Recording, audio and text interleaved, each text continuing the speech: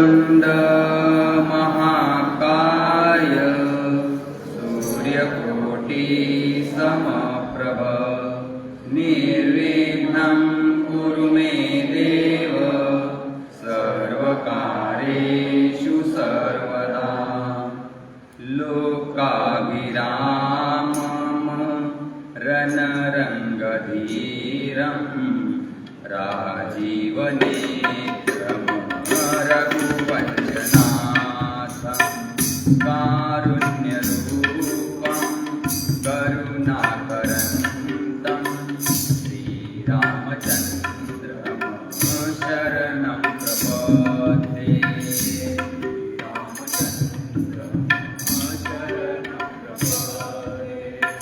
कर्पूरगौरं करुणावतारं संसारसारं भुजगेन्द्रहारं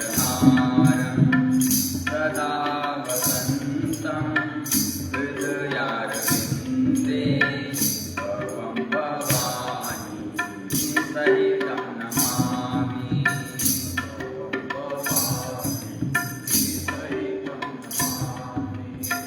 मनोजवं मारुततुल्यवेगं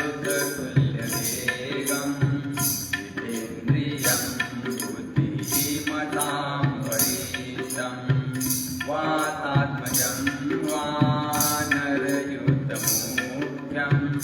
श्रीरामदूतं शरणं प्रपद्ये।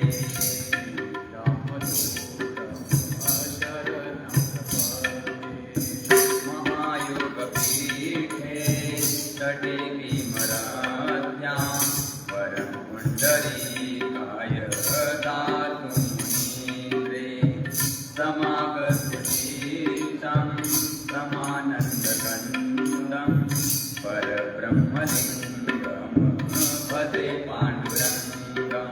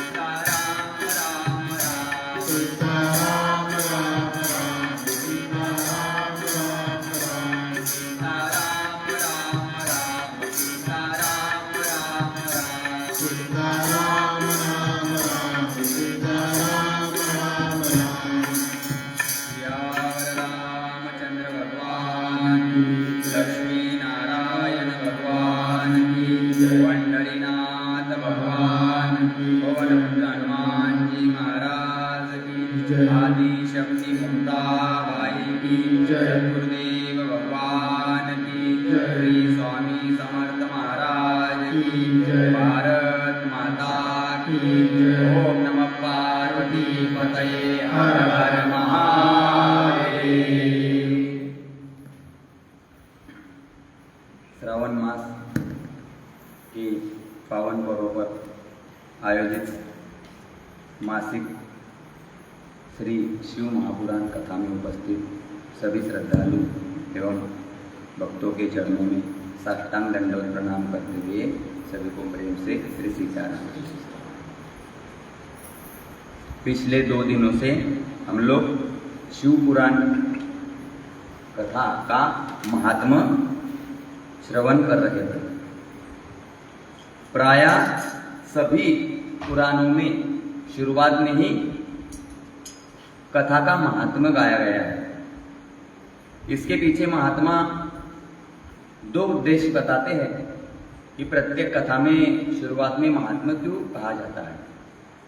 पहला उद्देश्य तो यह है कि जब हम किसी भी कथा का महात्म्य श्रवण करते हैं तो हमारे मन में उस कथा को सुनने की तीव्र जिज्ञासा उत्पन्न होती है, लालसा उत्पन्न होती है, क्योंकि जिस वस्तु या व्यक्ति का महत्व हमको बता रहता है उसके प्रति ही हमारे मन में श्रद्धा और विश्वास जागता है। और दूसरा, व्यास जी को पता था कि अभी कलयुग लगने वाला है और कलयुग के प्राणी पहले अपना फायदा देखते हैं। नौकरी लगी ऐसा बताओ तो सबसे पहले व्यक्ति यही पूछता है कितना पैकेज है, कितना मिलेगा। इसलिए व्यास जी ने पहले ही लिख दिया है कि शिव पुराण कथा आप श्रवण करोगे तो आपको क्या क्या मिलेगा। जब ये पक्का हो गया अभी कि हम शिव पुराण की कथा श्रवण करेंगे तो हम सबको शिवधाम की प्राप्ति होगी और भोले बाबा के चरणों में प्रेम प्राप्त होगा। अब ये दृढ़ निश्चय हो गया 2 दिनों में। अब हम शांत चित्त से 1 महीने तक पूरी जिज्ञासा के साथ में कथा श्रवण करेंगे। तो आज शिव पुराण में प्रवेश करने से पूर्व हम लोगों ने वो पॉम्पलेट छापे हैं, उसमें एक स्तुति है। मैंने उसको 100 कहा था, उसने 20 दिए, लेकिन 80 आज भी उसका प्रिंटर खराब है इसलिए नहीं मिल पाए। तो एक है तुम्हारे, उसमें एक स्तुति है। तो शिव महापुराण में प्रवेश करने से पूर्व हम लोग वो स्तुति गा लेते हैं, उसके पश्चात फिर हम गाएंगे। आशुतोष शशांक शेखर शिव स्तुति। जैसे आपको आए, आपके पास यदि पॉम्पलेट होगा तो आप गाओ या फिर सुनो। आशुतोष शशांक शेखर चंद्रमौलि चिदंबरा, कोटि कोटि प्रणाम शंभु कोटि नमन दिगंबरा, कोटि कोटि प्रणाम शंभु कोटि नमन दिगंबरा, निर्विकारोकार अविनाशी तुम्ही देवादिदेव, जगत सर्जक प्रलय करता शिवम सत्यम सुंदरा, निरंकार स्वरूप कालेश्वर महायोगीश्वरा,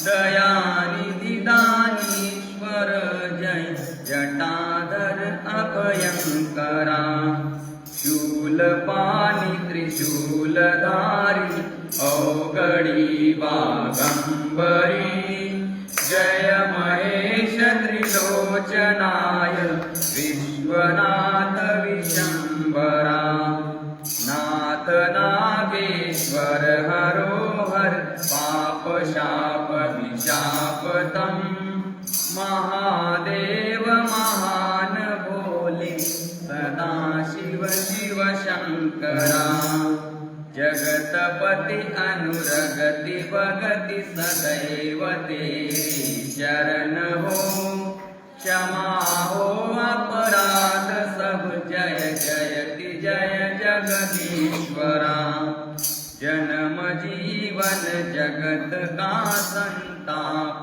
ताप मिटे सभी, ओम नमः शिवाय मन जपता रहे पंचाक्षरा, जपता रहे पंचाक्षरा, जपता रहे पंचाक्षरा।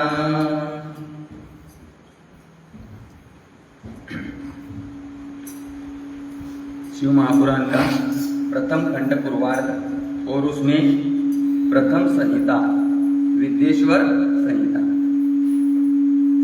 इसके प्रथम अध्याय में शुरू में ही मंगलाचरण किया गया है भोले बाबा का, कि जो आदि और अंत में तथा मध्य में भी नित्य मंगलमय है, जिनकी समानता अथवा तुलना कहीं भी नहीं है, जो आत्मा के स्वरूप को प्रकाशित करने वाले स्वयं परमात्मा है, जिनके 5 मुख है और खेल ही खेल में वह अनायास जगत की रचना, पालन और संहार, अनुग्रह और तिरोभाव रूप 5 प्रबल कर्म करते रहते हैं, उन सर्वश्रेष्ठ अजर अमर ईश्वर अंबिकापति भगवान शंकर का मैं मन ही मन चिंतन करता हूँ और उनको साष्टांग प्रणाम करता हूँ। उसके पश्चात मंगलाचरण के पश्चात अभी व्यास जी कह रहे हैं,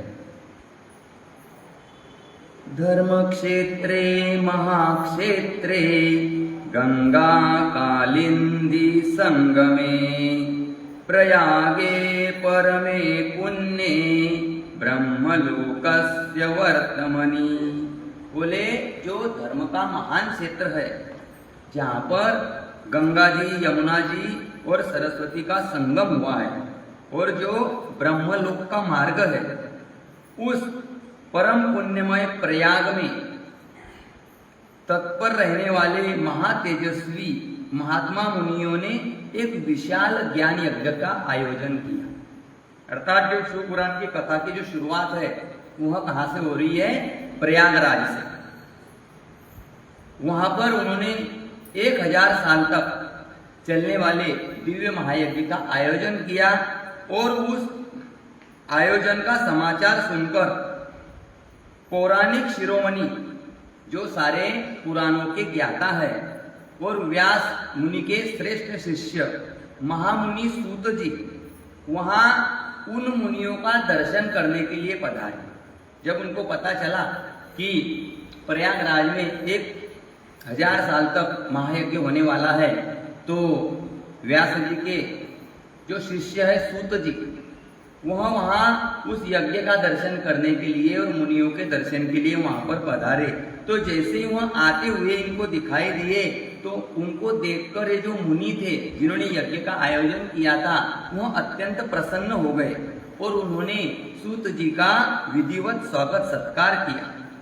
तत्पश्चात उन्होंने उनसे विनय पूर्वक हाथ जोड़कर प्रार्थना की और कहा कि बोले, हे सर्वज्ञ विद्वान रोमहर्षण जी, जो हम प्रायः सूत जी कहते हैं, उनका जो मूल नाम है वो रोमहर्षण जी है, और उनके पुत्र है उनको भी सूत जी ही कहते हैं, उनका नाम है उग्रश्रवा।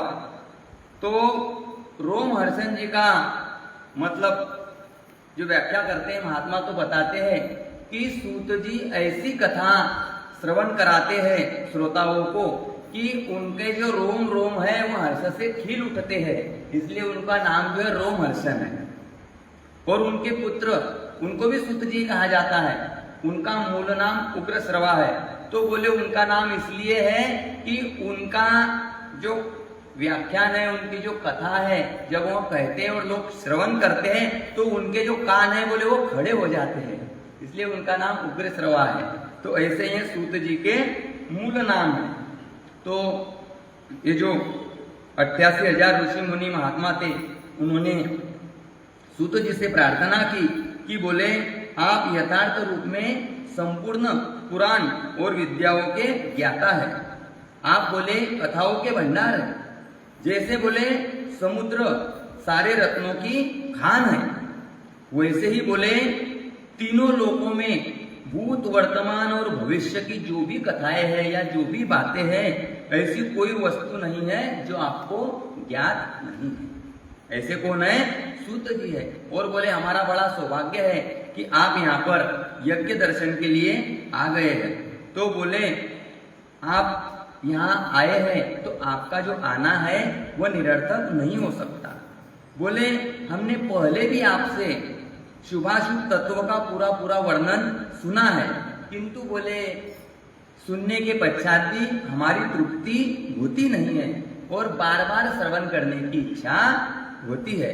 तो बोले उत्तम बुद्धि वाले सूत जी, हमको एक बात अभी सुननी है कि आप यदि चाहो आप हम पर कृपा करो तो आप वो बात गोपनीय होने पर भी उस विषय का वर्णन करो। क्यों? बोले अभी घोर कलयुग आने वाला है और प्राप्ते कलयुगे घोरे नरः पुण्य विवर्जिता। बोले अभी जो घोर कलयुग आएगा तो वहां के जो नर नारी है वो कैसे होंगे? पुण्य विवर्जिता, अर्थात उनके पास क्या है? पुण्य कर्म नहीं होंगे, वो पुण्य कर्मों से दूर होगी। दुराचार रता सर्वे सत्यवार्ता परामुखा। बोले वहां दुराचार में फंस जाएंगे, सबके सब सत्य भाषण से विमुख हो जाएंगे और दूसरों की निंदा करने में तत्पर रहेंगे। पराये धन को हड़प लेने की इच्छा उनके मन में रहेंगी, उनका मन पराई स्त्री में आसक्त होगा और वह दूसरे प्राणियों की हिंसा किया करेंगे और अपने शरीर को ही आत्मा समझ लेंगे। वो मूढ़ नास्तिक और पशु बुद्धि वाले होंगे और अपने स्वयं के माता पिता से भी वह द्वेष रखेंगे और स्त्रियों की सेवा में लगे रहेंगे। यह बातें ऋषि मुनियों ने कलयुग लगने से पूर्व ही सूत जी को बता दी थी, अर्थात उनको दूरदृष्टि थी, उनको पता चल गया था कि कलयुग आएगा। तो ये जो आपको मैंने बताया इसका व्याख्या नहीं करेंगे अपन, कथा बहुत बड़ी कि ऐसा ऐसा कलयुग में होने वाला है और अभी तो कलयुग का केवल प्रथम चरण चल रहा है, उसमें ये सब बातें अपने को दिखाई दे रही है। और तो और बोले साधारण लोगों की तो क्या कहे, विप्रा लोभ ग्रह रस्ता वेद विक्रय जीविना। बोले जो ब्राह्मण है वो भी लोभ रूपी ग्रह के ग्रास बन जाएंगे और वेद बेचकर जीविका चलाएंगे। वह केवल पैसा कमाने के लिए ही विद्या का अभ्यास करेंगे, मद से मोहित रहेंगे और अपनी जाति का कर्म छोड़ देंगे। प्राय दूसरे लोगों को ठगेंगे और तीनों काल की संदेह बसना से भी वह दूर रहेंगे और ब्रह्म ज्ञान से तो वह सर्वथा शून्य होंगे। वह दयाहीन होंगे लेकिन अपने आप को पंडित मानेंगे, अपने सदाचार व्रत से रहित कृषि कार्य में तत्पर क्रूर स्वभाव वाले और दूषित विचार वाले होंगे। ऐसा ब्राह्मणों के लिए भी ऋषि मुनि कह रहे हैं। उसके पश्चात जो वैश्य है, वैश्य कैसे होंगे? वैश्य संस्कार विनाशते स्वधर्म त्यागशीली न। वह बोले वैश्य क्या है? संस्कार भ्रष्ट हो जाएंगे, स्वधर्म त्यागी, कुमार्गी, केवल पैसा कमाना ही उनका लक्ष्य रहेगा और नाप तोल में भी वह गड़बड़ी करके अपनी कुत्सित वृत्ति का परिचय देंगे। जितना पैसा लेंगे उतना माल नहीं देंगे वैश्य लोग। ऐसा कलयुग में होगा बोले। उसके पश्चात वह कह रहे हैं कि बोले जो शूद्र जाति के लोग होंगे वह तो ब्राह्मणों के आचार में तत्पर होंगे, वह देखने में उज्जवल दिखेंगे, अर्थात वह अपना कर्म धर्म छोड़कर उज्जवल वेशभूषा से विभूषित हो जाएंगे और व्यर्थ यहाँ वहां घूमेंगे और वो तो स्वभावतः ही अपने धर्म का त्याग करने वाले होंगे। यहाँ शूद्रों के लिए बताया है। वे बोले यदि धनी हो जाएंगे तो कुकर्म में लग जाएंगे और यदि थोड़ा बहुत ज्ञान उनको हो गया तो वाद विवाद करने लगेंगे। वह कथा और उपासना धर्मों के वक्ता होंगे, अर्थात शूद्र जाति के लोग भी कथा कीर्तन करेंगे लेकिन उसमें क्या होगा? वो धर्म का लोप करने वाले होंगे, लोगों को धर्म से हटाकर आडंबर की ओर वहां ले जाएंगे। इस प्रकार बोले यह घोर कलयुग आने वाला है। और सबसे खास बात उन्होंने कही है कि स्त्रियच्च प्रायच्छो भ्रष्टा भर्तृज्ञान कारिका। बोले जो कलयुग की स्त्रियां हैं वह प्राय सदाचार से भ्रष्ट हो जाएंगी, पति का अपमान करने वाली होंगी, सास ससुर से ही द्रोह करेंगी, किसी से भी नहीं डरेंगी और मलिन भोजन भी करने लग जाएंगी, ऐसा कहा है। उसके पश्चात बोले जो संतान है माता पिता के प्रति उनकी श्रद्धा नहीं रहेंगी, दुष्ट स्वभाव वाली, असत विद्या पढ़ने वाली और सदा रोगग्रस्त शरीर वाली होंगी। सबकी गोलियां चालू ही है, बिना गोली का कोई है ही नहीं। तो बोले यहां पर महात्मा कह रहे हैं कि बोले हे सूत जी, इस तरह बोले जिनकी बुद्धि नष्ट हो गई है, जिन्होंने अपने धर्म का त्याग कर दिया है, ऐसे लोगों को इहलोक और परलोक में उत्तम गति की प्राप्ति कैसे होगी। देखो अब उन लोगों ने 1000 साल का यज्ञ किया था, लेकिन वो उनके लिए कुछ नहीं पूछ रहे हैं, उनके लिए कुछ मांग नहीं रहे सूत जी से। सूत जी से क्या पूछ रहे हैं कि अभी 1000 साल बाद यह जब यज्ञ खत्म होगा तब कलयुग आएगा और कलयुग में स्त्री पुरुष का स्वभाव ऐसा रहेगा, तो बोले उनका उद्धार कैसे होगा, उनको उत्तम गति की प्राप्ति कैसे होगी। यानी वो 1000 साल के बाद आने वाले लोगों के लिए अच्छा सोच रहे हैं। बोले इसी चिंता से हमारा मन सदा व्याकुल रहता है। बोले परोपकार के समान दूसरा कोई धर्म नहीं है। अतः बोले जिस छोटे उपाय से इन सबके पापों का तत्काल नाश हो जाए वह हमको कृपा पूर्वक बताइए कि ये जो जीव सारा जीवन अपना पापमय भोगेंगे तो इनका उद्धार कैसे होगा। व्यास जी कह रहे हैं उन मुनियों की इन बातों को सुनकर सूत जी मन ही मन प्रसन्न हुए और भगवान भोलेनाथ का स्मरण करके मुनियों से कहने लगे। सूत जी कह रहे हैं कि बोले हे साधु महात्मा हो, आप सबने बोले केवल अपने हित की नहीं पूरे तीनों लोगों का हित करने वाली अच्छी बात मुझसे पूछी है। बोले मैं मेरे गुरुदेव व्यास जी का स्मरण करके आपको उस विषय का वर्णन करूंगा, आप उसको आदरपूर्वक सुनेंगे। और क्या कह रहे हैं देखो, प्रश्न के उत्तर में ही सारा शिव पुराण है। शिव पुराण क्यों कहा गया है, क्योंकि ऋषि महात्माओं ने सूत जी से प्रश्न किया था कि कलयुग के लोगों की उत्तम गति कैसे होगी, और उसका उत्तर सूत जी दे रहे हैं। तो सूत जी क्या कह रहे हैं, बोले सबसे उत्तम जो शिव पुराण है वह वेदांत का सार सर्वस्व है और वक्ता और श्रोता दोनों का पाप राशियों से उद्धार करने वाला है।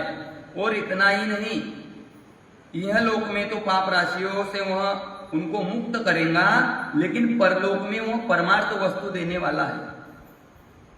शिव पुराण उत्तम है। ये बोले हे विप्रवरो, उस सर्वोत्तम शिव पुराण के अध्ययन मात्र से कलियुग के पापासक्त जीव श्रेष्ठतम गति को प्राप्त हो जाएंगे, ऐसा सूत जी कह रहे हैं। और फिर से एक बार सूत जी ने जो हमने प्रथम दिन कथा श्रवण की थी और शिव पुराण का जो महात्मा था वह फिर से एक बार यहाँ पर सूत जी ने कहा है। तो जब इस प्रकार सूत जी ने शिव पुराण का महात्मा ऋषि मुनियों को बताया तो व्यास जी कहने लगे कि सूत जी के शिव पुराण के महात्मा को सुनकर सब महर्षि बोलने लगे कि आप बोले हमको अद्भुत शिव पुराण की कथा सुनाइए। और इन मुनियों का यह वचन सुनकर अतिशय प्रसन्न होकर सूत जी ने भगवान शंकर जी का स्मरण किया और उनसे कहने लगे, बोले आप भगवान शिव का स्मरण करके शिव पुराण की कथा को प्रेम से सुनिए। शिव पुराण की कथा में क्या है, बोले उसमें भक्ति, ज्ञान और वैराग्य इन तीनों का प्रीतिपूर्वक गान किया गया है। शिव पुराण कथा में क्या है, भक्ति की बातें, ज्ञान की और वैराग्य की है। अर्थात शिव पुराण की कथा जो श्रवण करेगा उसको भक्ति की प्राप्ति भी होगी, उसको ज्ञान की प्राप्ति भी होगी और उसका वैराग्य भी प्रबल होगा। उसका मन थोड़ा थोड़ा संसार से हटेगा और भगवान की ओर लगेगा। यदि हम लोग नित्य कथाएं श्रवण कर रहे हैं 2-4 साल, 5 साल, 10 साल, 20 साल से, लेकिन फिर भी हमारा मन 5 मिनट के लिए भी संसार से वैराग्य नहीं हो रहा है और भोले बाबा के चरणों में नहीं लग रहा है, तो फिर हम लोग पूरा मन लगाकर कथा श्रवण नहीं कर पा रहे हैं। बोले सूत जी कह रहे हैं, बोले आप लोग जो वेदों का सार है उस पुराण को सुनो। बोले प्रत्येक कल्प के अंत में सृष्टि का संहार होता है और फिर से जब नया कल्प शुरू होता है तो सृष्टि प्रारंभ होती है, सृष्टि की रचना की जाती है। वैसे ही एक बार क्या हुआ कि जब सृष्टि कर्म आरंभ हुआ तो उस आरंभ में जो बोले मुख्य 6 कुल है, उनके जो महर्षि है, बोले उनके जो ऋषि मुनि है, वही परस्पर वाद विवाद करने लगे। बोले वो कहने लगे कि ये श्रेष्ठ है और दूसरे कहने लगे कि ये श्रेष्ठ है, और केवल इसी बात ने कि कौन श्रेष्ठ है, इस विवाद ने अत्यंत महान रूप धारण कर लिया। यानी ये तो सृष्टि के प्रारंभ से चल रहा है वाद विवाद, ये कोई नई बात नहीं है। घोर कलयुग में वाद विवाद होना कोई नई बात नहीं है। जब सृष्टि प्रारंभ हुई थी तब से चल रहा है। आधे लोग कहते हैं ये श्रेष्ठ है, आधे लोग कहते हैं ये श्रेष्ठ है। तो फिर उसका उपाय क्या है? उन्होंने सोचा कि अब हम आपस में मिलकर तो ये ठहरा नहीं सकते कि कौन श्रेष्ठ है, तो चलो हम लोग क्या है, बोले ब्रह्मा जी के पास जाते हैं और उनसे हाथ जोड़कर विनय भरी वाणी में पूछते हैं कि आप हमारी शंका का समाधान कीजिए। बस फर्क यही रह गया है कि उस समय में जब ये ऋषि मुनि थे, जब उनमें आपस में वाद विवाद होता था तो उनसे श्रेष्ठ मुनियों के पास में, अब ये तो सीधे ब्रह्मा जी के पास में गए, तो श्रेष्ठ व्यक्ति के पास में जाकर उसका समाधान ढूंढते थे और वो जो कहते थे उनको मान लेते थे। लेकिन अभी घोर कलयुग है, इसमें ऐसा व्यक्ति कोई है ही नहीं कि दूसरों की बात मानेगा। वह दूसरों की बात मानने को तैयार नहीं है। बस इतना ही फर्क है कि वहां पर वो ब्रह्मा जी के पास गए थे, ब्रह्मा जी ने जो कहा उन्होंने मान लिया, लेकिन यहाँ पर लोगों को लगता है कि हमारे से बड़ा ज्ञानी कोई है ही नहीं, हमारा कोई गुरु है ही नहीं, हमको कौन बताएगा और हम किसकी सुनेंगे। तो यहाँ सब ब्रह्मा जी के पास में गए और उनसे पूछने लगे और उनसे विनय बनी वाणी में बोलने लगे, स्तुति करने लगे कि बोले हे ब्रह्मा जी, आप संपूर्ण जगत का धारण पोषण करने वाले हैं तथा समस्त कारणों के भी कारण है। हम बोले यह जानना चाहते हैं कि संपूर्ण तत्वों से परे परात्पर पुराण पुरुष कौन है, अर्थात सबसे मुख्य कौन है, सृष्टि की शुरुआत किसने की, ऐसा वह उनसे पूछ रहे हैं। तब ब्रह्मा जी उनको बता रहे हैं, बोले जहां से मन सहित वाणी उन्हें न पाकर लौट आती है, अर्थात जहां पर अपना मन भी नहीं जा सकता, वाणी भी नहीं जा सकती, अर्थात अपने बिल्कुल अपन बोलते ना बहुत ऊपर की बात है। अब मन भी नहीं जाएगा, वाणी भी नहीं जाएंगे तो अपन कैसे जान पाएंगे? वो तो जब भगवान की कृपा होती है तभी हम भगवान को जान पाते हैं। बोले जिनसे ब्रह्मा विष्णु रुद्र इंद्र आदि से युक्त यह संपूर्ण जगत एवं समस्त इंद्रियों के साथ पहले प्रकट हुआ है, वे ही बोले देवों के देव महादेव सर्वज्ञ एवं संपूर्ण जगत के स्वामी हैं।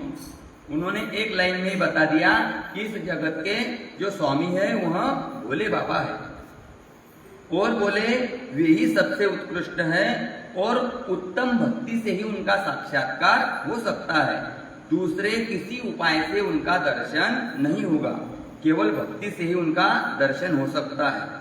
बोले रुद्र हरि हर तथा अन्य देवेश्वर सदा उत्तम भक्ति भाव से उनका नित्य दर्शन करना चाहते हैं। बोले जो ब्रह्मा विष्णु और महेश है वह भी उनका, अब आप कहेंगे महेश, तो आगे कथाएं आएंगी कि ब्रह्मा विष्णु और महेश जो है वो साक्षात भोले बाबा के ही स्वरूप है।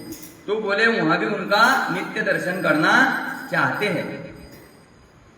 तो मुनिगण पूछने लगे फिर कि बोले हे भगवान, बोले आप हमें यह बताइए कि परम साध्य क्या है और उस परम साध्य को पाने का साधन क्या है, उसका साधक कैसा होता है, यह बात हमको आप बोले बताइए। अर्थात वह पूछ रहे हैं कि भोले बाबा को प्रसन्न कैसे किया जाए, उनका साक्षात्कार कैसे किया जाए, उनका दर्शन कैसे किया जाए, आप हमको साधन बताइए। तो ब्रह्मा जी कह रहे हैं, अब व्यास मुनि कथा में लिख रहे हैं, शौनक आदि 88,000 ऋषि सूत जी को पूछ रहे हैं और सूत जी उनको वो कथा सुना रहे हैं कि जहां पर देवता गए हैं ब्रह्मा जी के पास, तो ब्रह्मा जी वो देवताओं को सुना रहे हैं, सूत जी शौनक आदि 88,000 ऋषियों को श्रवण करा रहे हैं। और यहाँ पर हम उसी जो प्रसंग है उसको हम लोग यहाँ पर श्रवण कर रहे हैं। ध्यान में आ रहा है ना, 3 जगह चल रही है ये बातें। तो बोले सबसे साध्य है, बोले शिव पद की प्राप्ति, भगवान भोलेनाथ के चरण कमलों की प्राप्ति ही सबसे क्या है, साध्य है। और सेवा, उनकी सेवा करना ही साधन है। उनके प्रसाद से जो नित्य नैमित्तिक आदि फलों की ओर से निष्पृह होता है वही साधक है। ऐसा यहाँ पर ब्रह्मा जी उनको कह रहे हैं। बोले मैं तुमको संक्षिप्त रूप से ये बताता हूँ कि तुमको क्या साधन करना है जिससे कि भोले बाबा जल्दी प्रसन्न हो जाए। सब यही लोग चाहते हैं ना कि हमारा जो भी इष्ट है वो किस प्रकार हम पर प्रसन्न हो। तो अपने इष्ट को प्रसन्न करने के लिए क्या विधि है, क्या साधन है, वो ब्रह्मा जी खुद बता रहे हैं कि बोले कान से भगवान के नाम गुण और लीलाओं का श्रवण जो हम और आप लोग कर रहे हैं, हम भगवान के नाम गुण और लीलाओं का श्रवण कर रहे हैं। तो बोले उनके नाम गुण और लीलाओं का श्रवण करना, वाणी द्वारा उनका कीर्तन करना और मन द्वारा उनका मनन करना, यही बोले 3 साधन मुख्य है। और केवल इन 3 साधनों के द्वारा ही व्यक्ति भगवान को प्रसन्न कर सकता है। कितनी आपको लगा कि मैं कोई हिमालय पर्वत पे चढ़ने को, ऐसा सबको लगा जिन्होंने नहीं श्रवण की है कि भैया कौन सा साधन बताएंगे। एकदम आसान है, जो हम लोग प्राय करते तो है लेकिन हमारा मन कहीं अटक जाता है। कथा श्रवण तो हम लोग कर ही रहे हैं और वाणी के द्वारा कीर्तन, भगवान के गुणों को हम लोग भजनों के माध्यम से, नाम संकीर्तन के माध्यम से गाते भी है। और तीसरा है मनन। अब मेरा प्रत्येक कथा में बता दो, कथा कहने से केवल एक ही फायदा है, 24 घंटे दिमाग जो है कथा में ही घुसा रहता है। क्या बताएंगे, कैसा करेंगे, कौन सा प्रसंग, और मेरे पास बात करने के लिए अकेला है ही अपना योगी। तो बातें भी फिर उससे क्या होता है, हमारा मनन अनायास ही हो जाता है। आपका भी मन यदि मनन नहीं कर रहा है कथाओं का, भगवान की गुण लीलाओं का, आप कथा करनी शुरू कर दीजिए। अपने घर में रखिए, अपने अपने घर में मोहल्ले की महिलाएं बैठी है, 8-10 कथा सुनाइए। जब आप कथा सुनाने लग जाओगे तो फिर आपको उसका पूरा ज्ञान होना, आपका कॉन्सेप्ट क्लियर होना। आपका जब कॉन्सेप्ट, आपका जब ज्ञान क्लियर होगा तभी आप स्पष्ट रूप से इतने लोगों के सामने बता पाएंगे। अपने में अंदर संशय घिरे रहेंगे तो नहीं बता पाएंगे। फिर वो कब दूर होंगे, दिमाग में वही बातें घूमती रहती, ये प्रसंग ऐसा, वो प्रसंग ऐसा, वो प्रसंग ऐसा। तो अनायास ही मनन होने लगता है। मैं मेरा अनुभव आपको बता रहा हूँ कि आप लोग श्रवण तो करते हैं, कीर्तन भी करते हैं, मनन मान लो नहीं होता होगा तो कथा कहनी शुरू कर दीजिए, आपका मनन अपने आप होने लग जाएगा। तो बोले केवल यह 3 साधन है। और उसमें भी क्या है, बोले जो पहला साधन है वो श्रवण ही है। प्रत्येक व्यक्ति भक्ति मार्ग में लगेगा तो श्रवण करके ही लगेगा। ऐसा कोई व्यक्ति है जिसने कभी कुछ नहीं सुना और भक्ति मार्ग में लग गया? नहीं। वह भले किसी से भी श्रवण करे, कीर्तन में करे, कथा में करे, टीवी पर करे, रेडियो में करे, मोबाइल में करे, लेकिन कहीं ना कहीं वह किसी सत्पुरुष की वाणी को श्रवण करेगा तभी वह भक्ति मार्ग में लगेगा। अपने आप कोई भक्ति मार्ग में कभी लगता नहीं है। शुरुआत जो है वह श्रवण से ही होती है। और जब व्यक्ति बोले श्रवण करने लग जाता है तो उसके बाद फिर कीर्तन अपने आप होने लग जाता है। बार बार सुनेंगे तो वही हम गुनगुनाने लग जाते हैं। अब दिन भर कथा श्रवण करो, दिन भर भजन सुनो, दिन भर नाम संकीर्तन सुनो तो खाली समय में अनायासी अपने मुख से वही गीत वही भजन गुनगुनाने हम लोग लग जाते हैं। और फिर अंत में जब हमारा दृढ़ विश्वास हो जाता है और कथा में हमारा मन रमने लग जाता है तो हम उसका मनन भी करने लग जाते हैं। और उससे क्या होता है, फिर उससे ही हमारा क्या है, भगवान शंकर के चरणों में हमारा जो प्रेम है वह दृढ़ होते चला जाता है। अब सूत जी क्या कह रहे हैं कि बोले ये जो मैंने आपको बताया, सूत जी ने बोले ये जो साधन का महात्मा मैंने आपको बताया, श्रवण कीर्तन और मनन, बोले यही बात पूर्व काल में मेरे गुरुजी व्यास मुनि को सनत कुमार ने बताई थी कि व्यक्ति को यदि अपना परम साध्य प्राप्त करना है तो उसको श्रवण कीर्तन और मनन करना चाहिए। ये बात सूत जी शौनक आदि को तो बता रहे, लेकिन ये भी कह रहे कि यही बात मेरे गुरुदेव व्यास मुनि को जो सनत कुमार थे उन्होंने बताई थी।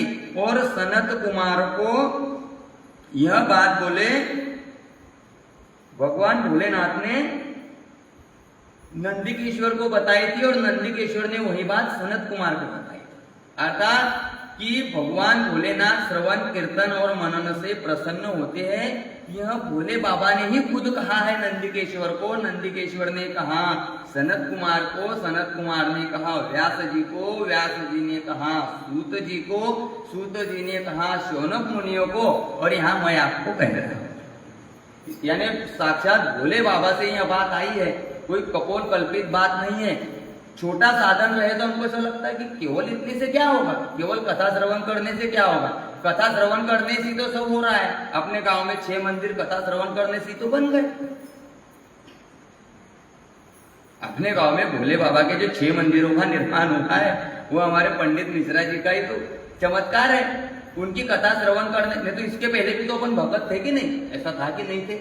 लेकिन अब क्या हुआ, कथा श्रवण करी, सबको महिमा पता चली, सबके मोहल्ले मोहल्ले में शिव पुराण की कथाएं श्रवण होने लगी तो मोहल्ले मोहल्ले में मंदिर बन गए। नहीं तो क्या 5 साल पहले लोगों के पास पैसे नहीं थे, क्या 5 साल लोग भक्ति नहीं करते थे। पहले अपने गांव में तो मुझे लगता है एक ही शिव मंदिर था, उसके बाद ही फिर सभी धीरे धीरे शिव मंदिर का निर्माण होते गया। तो जब कथा श्रवण करोगे तो जीवन में परिवर्तन जरूर आएगा। पण कोणी पत्थरच असे कि तुम्ही पानी टाको तो पोड़लोच रस, उसमें पानी डालने वाले की कोई गलती नहीं है। तो अब इतना सारा बताया उन्होंने कि यदि कोई व्यक्ति केवल भगवान का श्रवण कीर्तन और मनन करे तो भगवान प्राप्त हो जाएंगे। लेकिन ये ऋषि मुनि देखो, उनको पता था कि कलयुग के लोग ऐसे होंगे कि उनके पास कथा सुनने के लिए समय नहीं रहेगा सब कामों के लिए क्योंकि ये बात कब शुरू होंगी, जब कोई कथा श्रवण करेगा तभी तो आगे बढ़ेगा। तो उनको पता था ये बात भी कि कोई कथा श्रवण करने वाले लोग सभी नहीं करेंगे, कोई कहाँ करता है, कोई कहाँ करता है, बात अलग है। लेकिन फिर भी सभी लोग कथा श्रवण नहीं करते हैं। तो अब वो पूछ रहे हैं ऋषिगण कि बोले आपने बोले जो श्रवण कीर्तन और मनन 3 साधनों को मुक्ति का उपाय बताया है। बोले कोई ऐसा व्यक्ति हो जो ये तीनों साधन करने में असमर्थ हो, अर्थात वह या तो मन से करना नहीं चाहता या कर नहीं सकता। जैसे ऐसी कोई मान लो अभी अंतिम समय में किसकी इच्छा हुई श्रवण करने की, अभी तो ये सुविधाएं है तो मोबाइल के माध्यम से घर बैठ के भी हम कथा श्रवण कर रहे हैं। लेकिन पुराने जमाने में जब इलेक्ट्रॉनिक जमाना नहीं था और किसी कथा श्रवण की इच्छा हुई और उसको मान लो लकवा हुआ है तो खटिया पर है, यानी असमर्थ हो गया हो, तो उसके लिए क्या उपाय है। जो बोले श्रवण कर ही नहीं सकता, कीर्तन कर ही नहीं सकता, मनन कर ही नहीं सकता, उसको क्या करना चाहिए। अब उसको क्या करना चाहिए, उसके लिए 2 मिनट हम नाम संकीर्तन करते हैं, फिर उसके पश्चात मैं आपको बताता हूँ कि जो तीनों काम भी नहीं कर सकता उसको क्या करना चाहिए ताकि भगवान भोले बाबा उनके ऊपर प्रसन्न हो जाए। तो एक छोटा सा नाम संकीर्तन ले लो।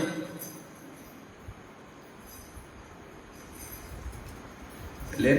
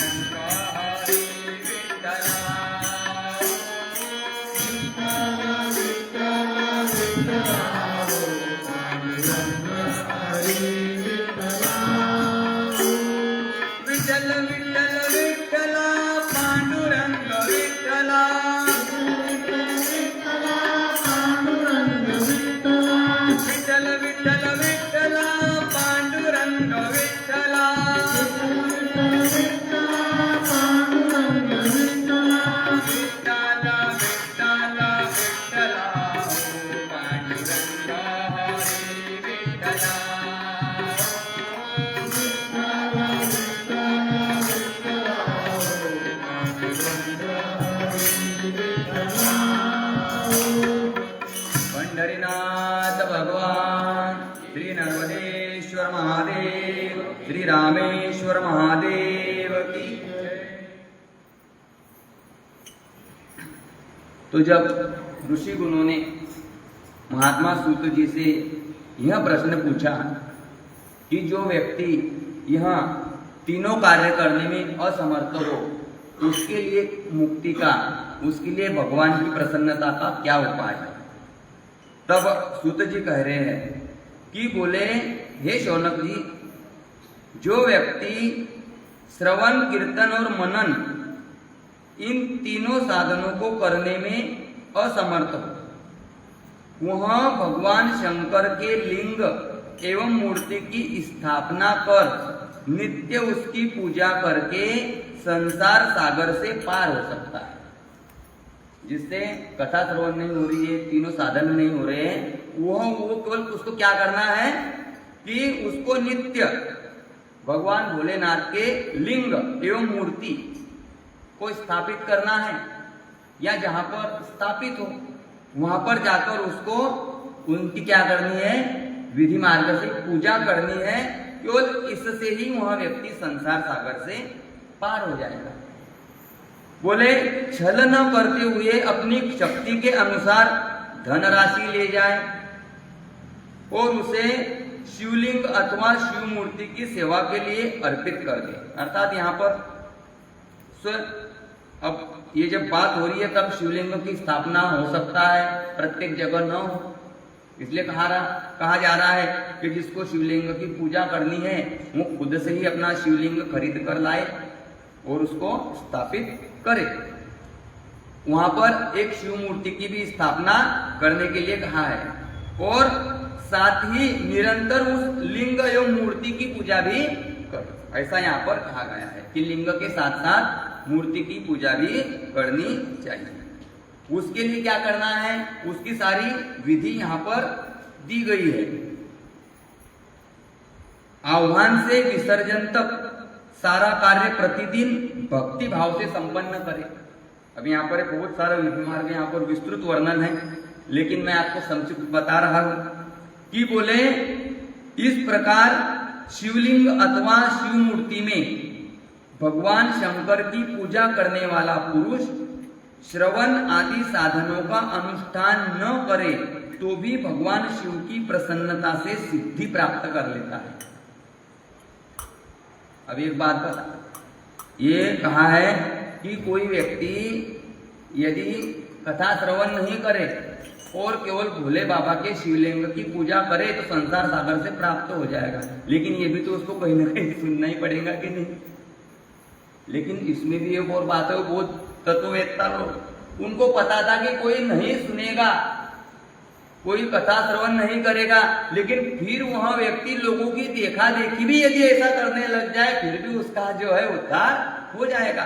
कथा श्रवण तो नहीं की, लेकिन सब लोग परिवार के जा रहे हैं एक लोटा जल भगवान शंकर को अर्पित करने, वो कभी कथा श्रवण करने नहीं गए, लेकिन जब देख रहे कि सारा गांव जा रहा है, मेरे परिवार के सभी सदस्य जा रहे हैं, उसने कभी श्रवण नहीं किया, लेकिन केवल देखा देखी भी करने लग जाए फिर भी उसका बेड़ा पार हो जाएगा।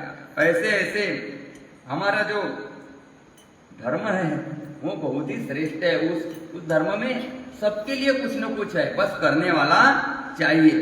बोले, केवल भगवान की पूजा करने से ही वह भगवान शिव की प्रसन्नता से सिद्धि प्राप्त कर लेता है। पहले भी बोले, बहुत से महात्मा और पुरुष लिंग एवं शिव मूर्ति की पूजा करने मात्र से ही भव बंधन से मुक्त हो चुके हैं। बोले, ऐसा नहीं है कि मैं आपको केवल बता रहा हूं, इसके पूर्व में भी ऐसा हो चुका है। फिर ऋषिगणों ने उनको फिर से प्रश्न किया कि बोले, प्राय हम देखते हैं बोले कि मूर्ति में ही सर्वत्र देवताओं की पूजा होती है, परंतु भगवान शिव की पूजा सब जगह मूर्ति के साथ साथ उनके लिंग की भी पूजा क्यों की जाती है? ये प्रश्न उन्होंने पूछा कि ऐसा क्यों है। तब सूत जी कह रहे हैं कि बोले, हे मुनियों, आपका यह प्रश्न बड़ा पवित्र है और अत्यंत अद्भुत है कि सारे देवताओं की तो केवल मूर्ति की पूजा होती है, लेकिन भगवान भोलेनाथ की मूर्ति की पूजा भी होती है और शिवलिंग की पूजा भी होती है। अपना जो पोस्टर है उसमें अनायास भगवान का जो है साकार स्वरूप भी है और निराकार स्वरूप भी है। आप लोग रोज देखते हैं उसमें भगवान भोले बाबा का मूर्ति स्वरूप भी है और लिंग स्वरूप भी है। तो बोले ऐसा क्यों है, वह पूछ रहे हैं। बोले तो सूत जी क्या कह रहे हैं, बोले इसका जो उत्तर है बोले कि ठीक ऐसा ही होगा, कोई कर नहीं सकता। इस विषय में बोले जो भगवान शिव ने कहा है और उसको मैंने अपने गुरुजी के मुख से सुना है, मैं उसको आपको सुनाऊंगा। अर्थात सूत जी भी यह बताने में असमर्थ है कि ऐसा क्यों है। तो सूत जी क्या कह रहे हैं, वो ये नहीं कह रहे कि मैं मेरे मन से कह रहा हूं। सूत जी कह रहे हैं कि मुझे मेरे गुरुजी ने जो बताया था और मेरे गुरुजी को जो परंपरा से प्राप्त हुआ था और जो शिव जी ने कहा था वही मैं आपको क्रमशः वर्णन करूंगा। वह कह रहे हैं कि एकमात्र भगवान शिव ही ब्रह्म स्वरूप है और उसी के कारण वह निष्कल कहे गए हैं। अर्थात जो पूर्ण पर ब्रह्म परमात्मा है बोले वह भोले बाबा ही है। वह इसलिए उनका निराकार रूप भी है क्योंकि वो परब्रह्म परमात्मा है और वह रूपवान होने के कारण उनको सकल भी कहा जाता है। इसलिए बोले भोले बाबा सकल भी है और निष्कल भी है, अर्थात निराकार भी है और साकार भी है। और यहाँ पर वह कह रहे हैं कि बोले इसी कारण बोले सब लोग भोले बाबा के निराकार रूप अर्थात उनके लिंग की और उनके साकार रूप अर्थात उनके मूर्ति की पूजा करते हैं। बोले शिव से जो अन्य देवता है, भिन्न जो देवता है वह बोले साक्षात ब्रह्म नहीं है, इसके लिए भी उनके लिए निराकार लिंग उपलब्ध नहीं है।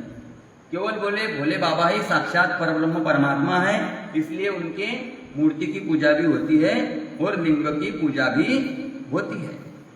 बोले जो बोले इंद्र है, ब्रह्मा है और आदि दूसरे देवता है, उनकी भी निष्कल लिंग में पूजा नहीं होती है, केवल उनकी मूर्ति स्वरूप में ही पूजा होती है। केवल भोले बाबा की ही लिंग और मूर्ति दोनों में पूजा होती है। तो ऐसा जब बोले सनत कुमार जी ने व्यास जी को मेरे गुरु जी को बताया था, तो मेरे जो गुरु जी है उनको बताते हुए सनत कुमार ने कहा था कि बोले शिव जी के अतिरिक्त उनके वश में रहने वाले जो अन्य देवता हैं उनकी पूजा के लिए सर्वत्र प्राय मूर्ति ही अधिक संख्या में देखी और सुनी जाती है, लेकिन केवल भगवान शिव जी की ही पूजा लिंग और मूर्ति दोनों में आती है। ऐसा सनत कुमार के मन में आया तो उन्होंने बोले यहाँ जो प्रश्न है नंदिकेश्वर को पूछा था। फिर सनत कुमार के मन में जब आया था ये कि ऐसा क्यों है, तो फिर नंदिकेश्वर ने उसका उत्तर देते हुए यह बताया था कि बोले हे निष्पाप सनत कुमार, हम लोगों के द्वारा इस प्रश्न का कोई उत्तर नहीं दिया जा सकता क्योंकि यह बहुत गोपनीय विषय है और जो लिंग है वह साक्षात ब्रह्म का ही प्रतीक है। बोले इस विषय में भगवान शिव जी ने मुझे जो बताया था अर्थात नंदिकेश्वर को जो बताया था वह मैं आप अभी परम शिव भक्त हो इसलिए आपके समक्ष मैं कहता हूं। और फिर उन्होंने वहां पर यह बताया कि बोले भगवान शिव ब्रह्म स्वरूप है, इसलिए उनकी दोनों रूपों में पूजा होती है। और बोले भगवान शंकर निष्कल निराकार होते हुए भी सभी कलाओं से युक्त है और इस प्रकार उनकी मूर्ति और लिंग दोनों की पूजा होती है। फिर सनत कुमार उनसे पूछने लगे, बोले मुझे आप बोले ये जो भगवान भोलेनाथ का लिंग है उसकी जो उत्पत्ति हुई है वह कथा सुनाइए। अब सनत कुमार पूछ रहे हैं नंदिकेश्वर जी को कि बोले आप मुझे लिंग के प्राकट्य का रहस्य बताइए, प्राकट्य कब हुआ था, कैसे हुआ था, वह कथा वह प्रसंग आप बोले मुझे सुनाइए। कथा कैसे चल रही है? भगवान शिव को प्रसन्न करने के लिए 3 साधन बताए हैं। 3 साधन जो नहीं कर सकता है उसके लिए शिवलिंग और मूर्ति की पूजा बताई है। तो फिर मूर्ति की पूजा तो सब लोग करते हैं, लेकिन शिव भगवान के लिंग की पूजा क्यों की जाती है और ये लिंग कहाँ से प्रकट हुआ? अब ये बात वहां आगे कथा से कथा जुड़ी हुई है, आप ध्यान से सुनोगे तो आपको पूरी कथा समझ में आएगी। अब जब पूछा गया नंदिकेश्वर को कि लिंग की उत्पत्ति कैसे हुई, कहां से प्रकट हुए, तब वहां नंदिकेश्वर वो कथा को अब बता रहे हैं। अब नंदिकेश्वर जी क्या बता रहे हैं कि बोले एक बार की बात है, प्राचीन काल में क्या हुआ, बोले एक समय भगवान विष्णु अपनी पराशक्ति लक्ष्मी जी और अन्य पार्षदों से घिरे हुए शयन कर रहे थे, आराम कर रहे थे। उसी समय क्या हुआ, ब्रह्मवेत्ताओं में श्रेष्ठ ब्रह्मा जी अपनी इच्छा से वहां आकर उन परम सुंदर कमल नेत्र विष्णु जी से पूछा कि तुम कौन हो। अब ये कथा को प्रसंग को सुनकर ऐसा मत समझना कि ब्रह्मा जी और विष्णु जी आपस में लड़ रहे हैं, वो तो क्या है, केवल लीला मात्र है। अब शिवलिंग की उत्पत्ति होना है तो कुछ तो कारण लगेगा, कुछ तो, नहीं तो अपने आप कैसे प्रकट हो जाए, कुछ तो कारण लगेगा। इसलिए भगवान भोलेनाथ ने यह लीला रची थी कि भगवान विष्णु तो शेष सैया पर आराम से सोए हुए हैं और ब्रह्मा जी के मन में क्या मालूम क्या आया, ब्रह्मा जी उनके वहां गए जहां पर वो शेष सैया पर थे और विष्णु जैसे ही पूछने लगे कि तुम कौन हो, और बोले मुझे आया हुआ देखकर भी बोले उद्धत पुरुष के समान सो रहे हो। उद्धत अपनी भाषा में बोलते पर उद्धट, बोले मैं आया हूं फिर भी तुम सो रहे हो। हे वत्स, उनको बेटा कहने लगे भगवान विष्णु को ब्रह्मा जी बेटा। हे बोले हे वत्स उठो, यहां अपने प्रभु अर्थात मैं तुम्हारा प्रभु हूं, मैं आ गया हूं, मुझे देखो। बोले जो पुरुष अपने श्रेष्ठ गुरुजनों को आया हुआ देखकर उद्धत के समान आचरण करता है, उस मूर्ख गुरुद्रोही के लिए प्रायश्चित्त का विधान किया गया है। बोले उसको प्रायश्चित्त करना पड़ता है कि बोले मैं आया, बोले ब्रह्मा जी कह रहे कि मैं खुद चलकर तुम्हारे यहाँ आया और तुम सो रहे हो, बोले आकर मेरा स्वागत सत्कार नहीं कर रहे हो। तो इस वचन को सुनकर उनका मन विष्णु जी का क्रोधित तो हुआ, लेकिन उन्होंने उनका क्रोध अंदर ही अंदर रखा और बाहर से शांत व्यवहार करते हुए भगवान बोले। अब भगवान उनको कह रहे हे वत्स, आजकल लोग मजाक में कहते हैं लड़के जब खेलते बाद में तो वो उसको बेटा कहता है, वो उसको बेटा कहता है, वैसे ही यहाँ पर हो रहा है। ब्रह्मा जी भगवान विष्णु कह रहे कि बेटा मैं आया, तुम खड़े नहीं हो रहे हो, और विष्णु जी ब्रह्मा जी को कह रहा है कि हे बेटा तुम्हारा कल्याण हो, तुम्हारा स्वागत है, आओ बोले इस आसन पर बैठ जाओ। बोले तुम्हारे मुखमंडल से व्यग्रता प्रदर्शित हो रही है, क्योंकि ब्रह्मा जी को गुस्सा आ गया था कि मैं आया और विष्णु भगवान अपने आसन पर से उठे नहीं, मेरा स्वागत नहीं किया। तो ब्रह्मा जी बोले हे विष्णु, बोले ये काल का प्रभाव है कि तुमको अभिमान हो गया है। बोले मैं जगत का पितामह हूं, मैं जगत का रक्षक हूं और तुम मेरा स्वागत सत्कार नहीं कर रहे हो। विष्णु बोले हे वत्स, बोले जगत बोले जो तुमको दिखाई दे रहा है वह सारा मुझ में ही स्थित है। तुम तो बोले चोर के समान दूसरे की संपत्ति को व्यर्थ अपनी मानते हो। अब उन दोनों में क्या हो रहा है कि कौन श्रेष्ठ है? ब्रह्मा जी कह रहे हैं कि मैं श्रेष्ठ हूं, विष्णु जी कह रहे हैं कि मैं श्रेष्ठ हूं। तुम तो बोले मेरे नाभि कमल से उत्पन्न हुए हो। भागवत जी में हम लोग को कथा प्रसंग श्रवण करते हैं कि विष्णु भगवान की नाभि में से कमल प्रकट होता है, उसके ऊपर ब्रह्मा जी का प्राकट्य होता है। तो यहाँ पर विष्णु भगवान कह रहे हो, बोले तुम तो मेरे नाभि कमल से प्रकट हुए हो, तुम तो बोले मेरे पुत्र हो और व्यर्थ की बातें कर रहे हो, मुझे ही बेटा कह रहे हो, यानी अपने बाप को ही बेटा कह रहे हो। तो नंदिकेश्वर जी कह रहे हैं कि बोले उस समय क्या हुआ कि अजन्मा ब्रह्मा और विष्णु मोहवश मैं श्रेष्ठ हूं, मैं स्वामी हूं और तुम नहीं, अर्थात तो एक दूसरे का स्वामी, एक दूसरे को स्वामी, ऐसा कि बोले मैं स्वामी हूं, मैं श्रेष्ठ हूं, ऐसा उन्हें वाद विवाद होने लगा। ये क्यों हो रहा है? लीला है भगवान की। इस प्रकार बोलते बोलते एक दूसरे को मारने की इच्छा से युद्ध करने के लिए युद्ध हो गए। कभी भी देखो आप मारपीट कभी भी डायरेक्ट नहीं होती है, पहले थोड़ी तू मैं होती है, उसके बाद ही। ऐसा कभी हुआ है क्या? कभी किसी की तू मैं हुई नहीं और डायरेक्ट मारपीट पकड़ी या डायरेक्ट युद्ध हो गया? नहीं।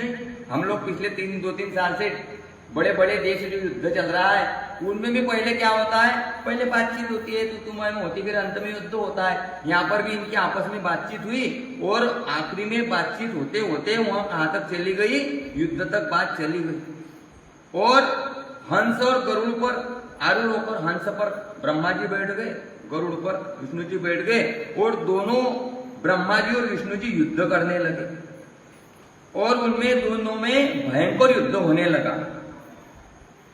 अब जब ब्रह्मा जी और विष्णु जी युद्ध कर रहे हैं तो सभी देवतागण उस परम अद्भुत युद्ध को देखने की इच्छा से विमान पर चढ़कर वहां पहुंच गए। काही फरक नाही सर, काही फरक नाही सर। आता मी सांगू, आता फक्त हे माईक मध्ये जरा जोरदार मला आवाज करू देऊ, आपण जिथला बसाल ती डबल बाहेर आवती। आता कसा आहे, आता जरा काही मारी कोणसंग्यांनी झटापट्टी जरा 2 मिनिट होऊ देऊ, जिथला ती डबल बाहेर करते तर माहिती। म्हणजे हे नियम पहले पासते सर कि अब दोनों का युद्ध हो रहा है, देवता पासते लागू सर, घाबरान देवता पासते लागू सर की झगड़ो हो तो लोग पावा नहीं जाता। तो यहाँ पर जब उनका युद्ध हो रहा है ब्रह्मा जी और विष्णु का, तो उस समय सारे देवता परम युद्ध को देखने के लिए विमान पर चढ़कर वहां पर पहुंच गए और वहां पर आकर उन लोगों के ऊपर पुष्प की वृष्टि करते हुए युद्ध देखने लगे। युद्ध कोई रोक नहीं रहे हैं देवतागण, उनके ऊपर पुष्पों की वृष्टि कर रहे हैं। और फिर वहां पर भगवान विष्णु और ब्रह्मा जी का घोर युद्ध हुआ। इसमें लिखा है कि भगवान विष्णु ने क्रुद्ध होकर ब्रह्मा जी के ऊपर प्रहार किए, ब्रह्मा जी ने विष्णु के ऊपर प्रहार किए। सब ज्यादा लड़ाई झगड़ा रोज काम है। तो उनका आपस में जो युद्ध होने लगा तो अंत में क्या हुआ फिर कि भगवान विष्णु ने ब्रह्मांड को कंपित करते हुए पाशुपत अस्त्र का प्रयोग किया। अब अंतिम युद्ध की बात छोड़ दी मैंने, भगवान विष्णु ने पाशुपत अस्त्र का प्रयोग किया और जो ब्रह्मा जी थे उन्होंने माहेश्वर अस्त्र का प्रयोग किया। दोनों ने अपने अस्त्र का प्रयोग किया और ये जो दोनों अस्त्र थे उससे सारा संसार नष्ट हो सकता था। ऐसी उन दोनों अस्त्रों में शक्ति थी। जैसे अभी बोल रहे हैं सब देश परमाणु डाल देंगे, परमाणु युद्ध, बस वैसी बात तब भी थी। अब फिर दुनिया डरने लगी। अब भी दो देश युद्ध कर रहे हैं तो सारी दुनिया तमाशा देख रही है, लेकिन जब किसी देश ने परमाणु डाल दिया फिर सबको समझ में आएगा, फिर सब भागे भागे जाएंगे, समझौता कराएंगे। ऐसा ही तब भी हुआ जब इन्होंने पाशुपत अस्त्र और माहेश्वर अस्त्र का संधान कर दिया तो फिर यहाँ देवता लोग जो युद्ध देख रहे थे वो भयभीत हो गए और वहां भयभीत होकर जहां पर चंद्रशेखर महेश्वर भगवान भोलेनाथ विराजमान थे उनके शिवस्थान कैलाश के शिखर पर उनके पास में गए। वहां पर उन्होंने भोले बाबा का दर्शन किया और दर्शन करने के पश्चात उनको दंडवत प्रणाम किया। जब भोले बाबा ने सारे देवताओं को आया हुआ देखा तो अपने सारे गणों को समीप बुलाया और उनसे अर्थ गंभीर मंगलमय और सुमधुर वचन कहने लगे। भोले बाबा देवताओं से कह रहे हैं कि बोले हे पुत्रों, आप कुशल से तो है? बोले मेरे अनुशासन में जगत तथा सारे देवता अपने अपने कार्यों में लगे तो है। बोले ब्रह्मा जी और विष्णु जी के बीच होने वाले युद्ध का वृत्तांत मुझे पहले से याद था। बोले आप लोग यहाँ पर आए और मुझे बताया, अच्छी बात है आपने बताया, लेकिन मुझे भी यह ज्ञात था। और उमापति शंकर जी ने सबको मुस्कुराकर संतुष्ट किया और कहा कि बोले अपने सैकड़ों गणों को कहा कि आप बोले सब एकत्रित हो जाइए, सारे गणों को साथ में लेकर हमको अभी वहां पर जहां युद्ध हो रहा है वहां पर जाना है। और उस युद्ध के स्थान पर महादेव जी भी गाजे बाजे के साथ में और अपने सारे गणों के साथ में अपने अपने वाहनों पर सवार होकर जाने के लिए तैयार हो गए। और उनकी सारी सेना की सेना वहां पर पहुंच गई जहां पर युद्ध हो रहा था। उन दोनों का युद्ध देखकर शिवजी ने गणों का कोलाहल और वाद्यों की ध्वनि बंद करा दी और वे छिपकर आकाश में स्थित हो गए। उन्होंने क्या देखा कि ब्रह्मा और विष्णु एक दूसरे को मारने की इच्छा से माहेश्वर अस्त्र और पशुपस्त्र का परस्पर संधान कर रहे थे। ब्रह्मा और विष्णु के अस्त्रों की ज्वाला से तीनों लोग जलने लगे। तब क्या हुआ, जब भगवान भोलेनाथ ने आकाश में छिपकर यह देखा कि ब्रह्मा जी और विष्णु जी एक दूसरे को मारने पर उतारू हो गए हैं, दोनों ने अस्त्र शस्त्र तैयार कर रखे हैं, तभी क्या हुआ, भगवान भोले बाबा ने, निराकार भगवान भोले बाबा ने इस अकाल प्रलय को आया हुआ देखकर एक भयंकर विशाल अग्नि स्तंभ के रूप में इन दोनों के बीच में प्रकट हो गए। बोले शंकर भगवान की। तो जो अग्नि स्तंभ के रूप में प्रकट हुए थे भोले बाबा, वहीं से फिर शिवलिंग की जो थी वह उत्पत्ति हुई। उत्पत्ति का मुख्य कारण यह था कि ब्रह्मा जी और विष्णु जी इनके बीच में युद्ध हो रहा था, वो युद्ध रुक नहीं रहा था, तो साक्षात भोले बाबा ने ही वह अग्नि स्तंभ के रूप में वहां पर उन दोनों के बीच में प्रकट हो गए। जैसे ही वह प्रकट हुए तो जो दोनों दिव्यास्त्र थे उनका जो था वह तत्क्षण वह दिव्यास्त्र शांत हो गए। और जैसे ही अग्नि स्तंभ के प्रकट होने के कारण दिव्यास्त्र शांत हो गए तो सब लोग आपस में बातें करने लगे कि ये क्या है, जिसके प्रकट होने से यह इतने बड़े बड़े शस्त्र अपने आप शांत हो गए। यह बोले दिव्य अग्नि स्तंभ कैसे प्रकट हो गया, किसी को नहीं पता था। सबको ऐसा लगता था कि भोले बाबा तो साकार रूप में ऊपर है, लेकिन ये बीच में अग्नि स्तंभ कैसे प्रकट हो गया और अग्नि स्तंभ प्रकट होने से ही युद्ध कैसे रुक गया। अब सब ऐसा मन में विचार कर रहे थे तो सबके मन में आया कि जो अग्नि स्तंभ हमको दिखाई दे रहा है, इसकी ऊंचाई और इसकी जड़, इसकी हमको क्या करना चाहिए, जांच करना चाहिए। तो फिर जांच कौन करेगा, तो लड़ कौन रहे थे, ब्रह्मा जी और विष्णु जी। तो उन्होंने ऐसा आपस में निश्चय कर लिया कि बोले यह जो अग्नि स्तंभ दिखाई दे रहा है, बोले विष्णु जी नीचे जाएंगे, ब्रह्मा जी अग्नि स्तंभ के ऊपर जाएंगे, और जो बोले इसका और छोर देख के आएगा कि ये कहां से प्रकट हुआ है, कहां तक है, वो क्या है, श्रेष्ठ माना जाएगा। ऐसा उन दोनों के बीच में बात हो गई। तो ऐसा कहकर नीचे का भाग देखने के लिए भगवान विष्णु ने सूकर का रूप धारण किया। वराह अवतार लिया था ना भगवान ने, भागवत जी में हम श्रवण कर, सूकर का रूप धारण किया और उस अग्नि स्तंभ की जड़ को खोजने के लिए भगवान उस अग्नि स्तंभ की ओर नीचे की ओर जाने लगे। उसी प्रकार ब्रह्मा जी ने हंस का रूप धारण किया और हंस का रूप धारण करने के बाद वह ऊपर की ओर उसका अंत खोजने के लिए निकल पड़े। पाताल लोक तक खोज डाला भगवान विष्णु ने, लेकिन उस अग्नि स्तंभ का कोई और छोर उनको दिखाई नहीं दिया। तब विष्णु जी थक गए कि अब कहां तक नीचे जाए, इसका कोई अपने को और छोर दिखाई नहीं दे रहा है। तो फिर से वापस जहां पर युद्ध हो रहा था वो वहां पर वापस आ गए। लेकिन ब्रह्मा जी ऊपर जा रहे थे, उनको भी कोई और छोर मिल नहीं रहा था। तो क्या हुआ, जब ये ब्रह्मा जी और विष्णु जी आपस में इनकी होड़ लगी थी और छोर देखने की, तो भगवान भोले बाबा थोड़ा मुस्कुराए। मुस्कुरा के कारण उनकी गर्दन थोड़ी हिली, तो उनके सिर पर जो केतकी अर्थात केवड़े का जो पुष्प था वह नीचे गिरा। तो वह नीचे गिरते गिरते गिरते रास्ते में ब्रह्मा जी को मिला। जब ब्रह्मा जी ने रास्ते में केतकी के पुष्प को, केवड़े के पुष्प को गिरते हुए देखा तो उनको उसका सुगंध आया कि और अनेक वर्षों से वो गिर रहा था, फिर भी वो ताजा दिखाई दे रहा था और उसमें से सुगंध आ रही थी। तो ब्रह्मा जी ने उससे पूछा कि बोले हे पुष्पराज, हे केतकी, तुम्हें किसने धारण कर रखा था और तुम क्यों गिर रहे हो? बोले तो केतकी कह रहे हैं कि इस पुरातन और अप्रेमेय स्तंभ के बीच से मैं बहुत समय से गिर रहा हूं।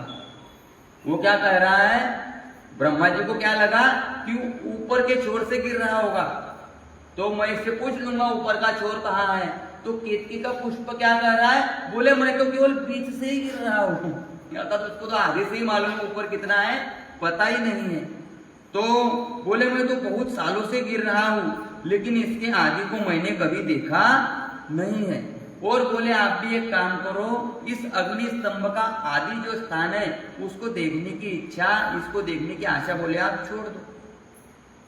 बोले ब्रह्मा जी कहा, बोले मैं हंस का रूप लेकर केवल इस अग्नि स्तंभ का जो छोर है वहां देखने के लिए तो आया हूं, लेकिन बोले अब तुम मुझे एक काम में साथ दो। बोले हे मित्र, अब देखो काम बनाना है तो मित्र बना लिया केतकी को। बोले हे मित्र, बोले तुम्हें मेरा एक काम करना पड़ेगा। बोले तुमको एक झूठी गवाही देनी पड़ेगी। बोले तुम मेरे साथ विष्णु के पास में चलो और वहां पे चल के केवल इतना कह देना कि ब्रह्मा जी ने इस स्तंभ का अंत देख लिया है, बस। बोले मैं इस बात का साक्षी हूं, तुमको कुछ कहने की जरूरत नहीं है। अब जब बड़े बड़े लोग ऐसी छोटी छोटी बातें करते हैं तो छोटे छोटे लोग उनकी बड़े बड़ों की बातें में आ जाते हैं।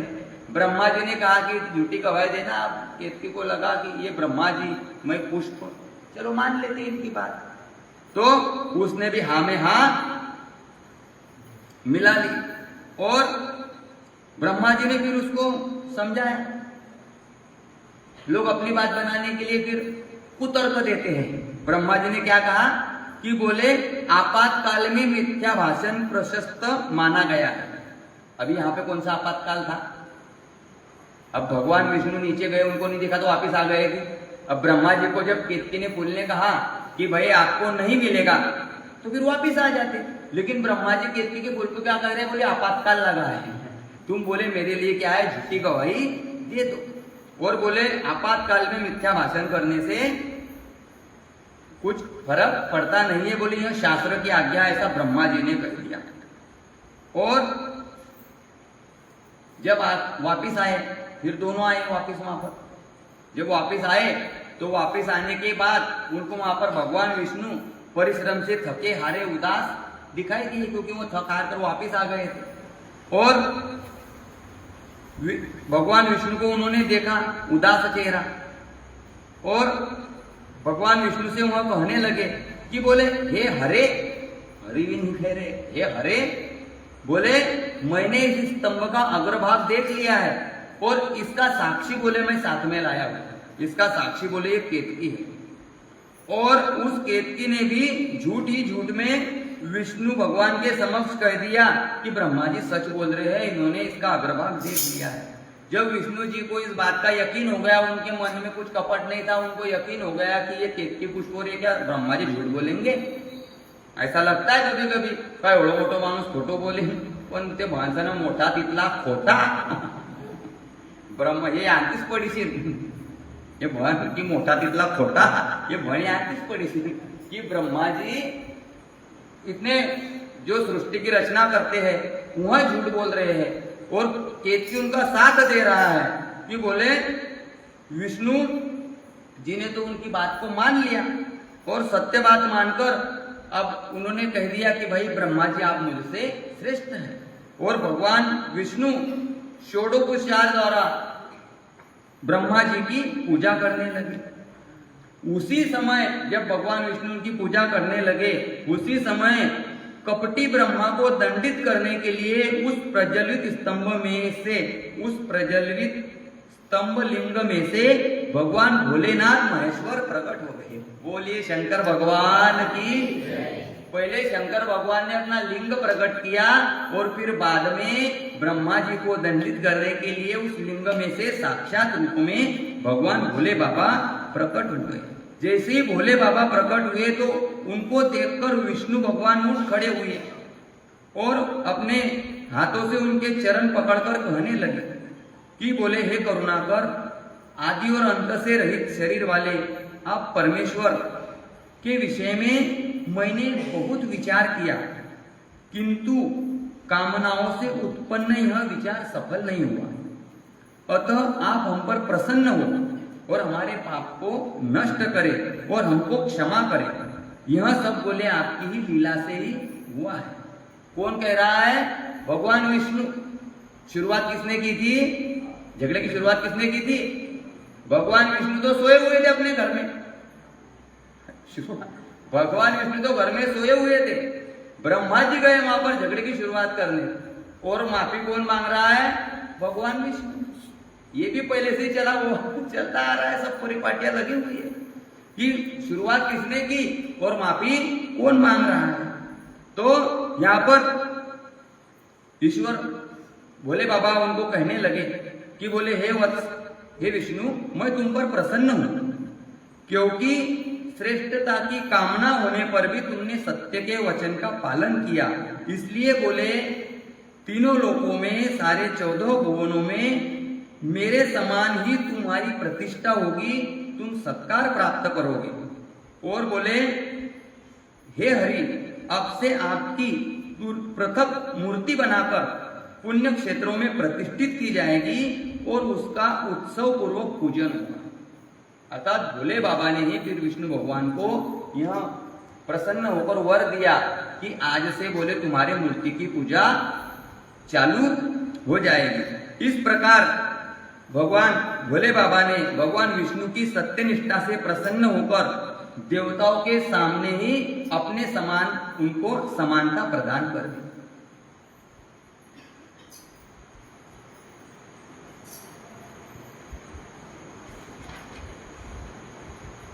फिर ब्रह्मा जी का क्या हुआ वो कल श्रवण करेंगे। फिर वो 2 मिनट में 5 मिनट में हो नहीं पाएगा, 2 मिनट में। और फिर सबकी घड़ी टक टक टक टक टक टक, समय का अपन पाबंद है, 8 से 9:30 है। तो विष्णु भगवान को तो भोले बाबा ने वरदान दे दिया कि तुम मेरे समान श्रेष्ठ हो और तुम्हारी मेरे समान ही आपकी मूर्ति की पूजा होगी। लेकिन ब्रह्मा जी का क्या हुआ कल हम लोग श्रवण करेंगे, ब्रह्मा जी के साथ क्या हुआ। उसके आरती के पहले अब नाम संकीर्तन के सिवा कथा का आनंद ही नहीं है, क्योंकि नाम संकीर्तन का आनंद जो है ना वो सामूहिक रूप से ही आता है। लेकिन उसके लिए 2 बातें लगती है, एक तो मुख से गाना भी चाहिए और हाथ से ताली भी बजना। अब हर साल पिछले साल के फोटो आते, हर साल अपनी संख्या बढ़ रही है लेकिन आवाज नहीं बढ़ रहा है वैसा। हर साल आप मोबाइल की कृपा है, पहले साल कौन कौन था, दूसरे साल, तीसरे साल, चौथे साल, सब फोटो उसमें आते रहते, रिवाइज अपन नहीं भी देखो फिर भी आते रहते। तो पहले साल से 5 गुना संख्या है अपनी इस वर्ष। पहले साल जितनी माता बहनें थी उससे 5 गुना है, और ये संख्या स्थिर है। क्यों स्थिर है? भोले बाबा की कृपा है। ये संख्या भी 5 गुना हो जाती फिर अपन बैठते कहाँ। इसलिए भगवान भोले बाबा इतने ही लोगों को बुद्धि प्रदान करते, इतने लोगों को प्रदान करते, प्रेरणा देते हैं कि भाई आराम से बैठो, आराम से कथा प्रेम से सुनो, ये जगह इतनी ही है। तो हम नाम संकीर्तन करते हैं, उसके पश्चात फिर आरती का आनंद लेंगे। लो भाई साहब पीछे करेंगे नाम संकीर्तन। कौन सा ले रहे? नाम संकीर्तन आने का था मुक्ताबाई का ले लें। शोभा यात्रा में मुक्ताबाई के मंदिर के पास से हम लोग उन्होंने झट से उधर से जाना था, इधर से निकाल दी थी शोभा यात्रा, तो उस दिन रह गया था। मुक्ताबाई का नाम संकीर्तन ले लेते।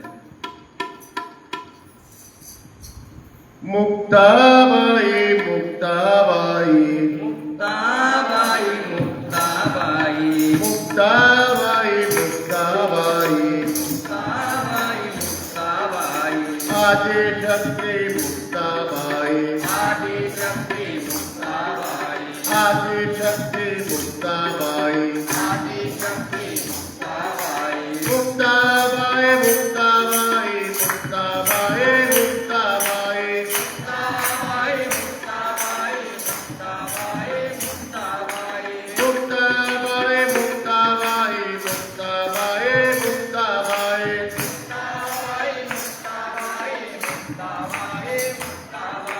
जगत जननी मुक्ताबाई जगत जननी मुक्ताबाई मुक्ताबाई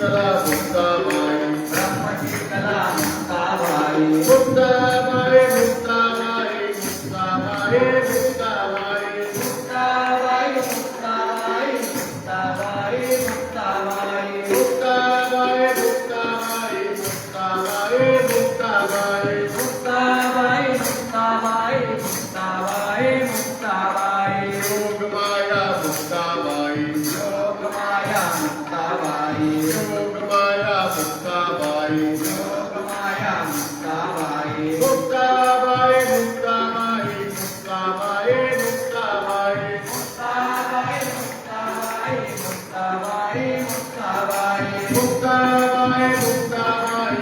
मुक्ताबाई मुक्ताबाई मुक्ताबाई मुक्ताबाई मुक्ताबाई मुक्ताबाई श्रीगंध मुक्ताबाई श्रीगंध मुक्ताबाई श्रीगंध मुक्ताबाई श्रीगंध मुक्ताबाई मुक्ताबाई मुक्ताबाई मुक्ताबाई मुक्ताबाई मुक्ताबाई मुक्ताबाई मुक्ताबाई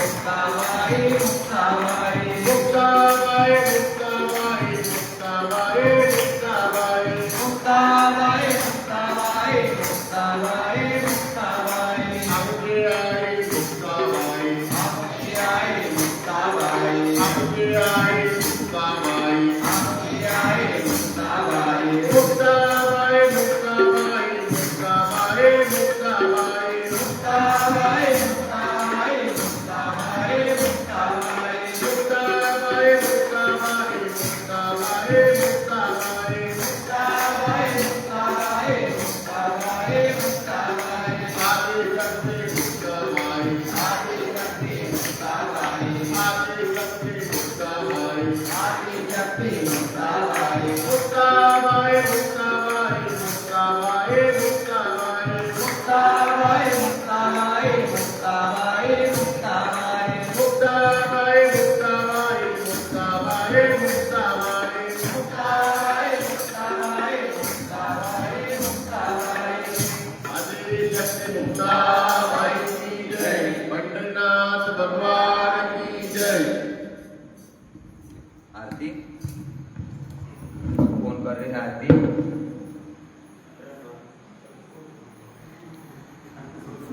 तुम्ही सण जोडाता नाही मग ते जोडा जोडा वेळ ते करू ना हा हा आता नंतर वठावी नाही कोण रुपयाची ती बारीक नाही पाहू आओ आवाज मी बोलतो ना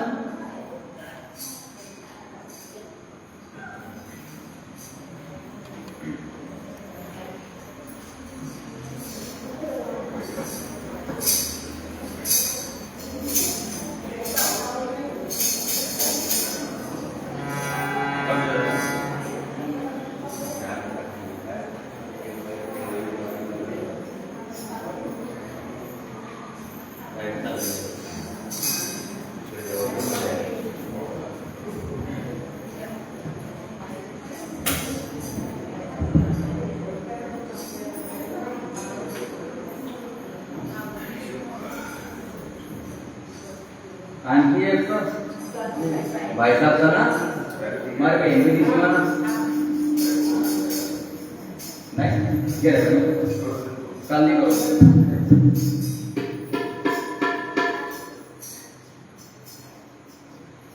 अरे क्या इधर इधर और अरे